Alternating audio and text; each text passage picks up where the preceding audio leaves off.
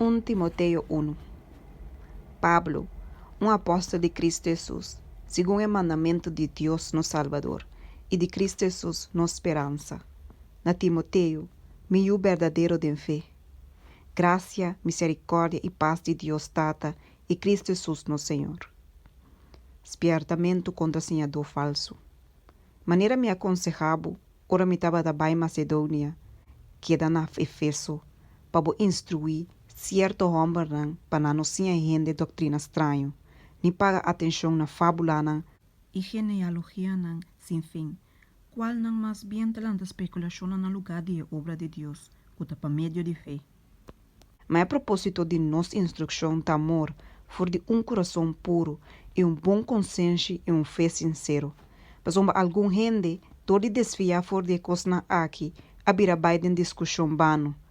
Quem não, que tá sem a dona de lei, mas que não está compreender de que com nanta papia, nem assunto não, com nanta confirma.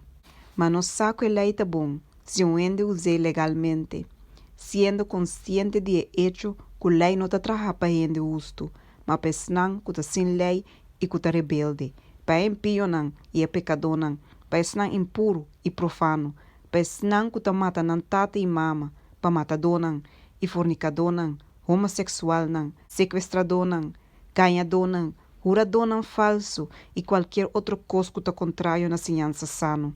Segundo o Evangelho glorioso de Deus bendicionar, qual aguardo confiar na mim. E graça do Senhor na Pablo. Me agradeci Cristo Jesus no Senhor, quem a fortalecer-me, para ela considerar-me fiel do de poner-me em ministério. Mas que antes me estava um blasfemador e perseguidor e mais agressivo mesmo. E toque me a misericórdia, para me actua ignorantemente de incredulidade. E a graça de nosso Senhor estava mais abundante, com fé e amor, qual não está em Cristo Jesus. Essa aqui é uma palavra fiel, que está merece para aceitar completamente, que Cristo Jesus é bem no mundo para salvar pecador, entre quem não ama a som de promessa.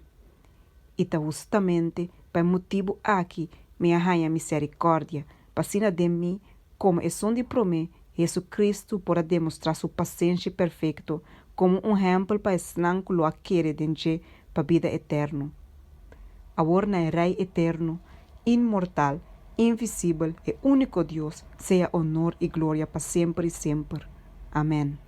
E mandamento aqui me está confiável com ele, Timoteo, meu, conforme a profecia não, que agora se antes tocante dibo, que para meio de não, vou por luta e bom luta, tendo fé e bom consciência, qual não algum gente a rechazar e assim a naufragar enquanto não fé. Entre Saquinan, Himeneo e Alejandro, quem não me entregado a Satanás, passinha não de não blasfemar.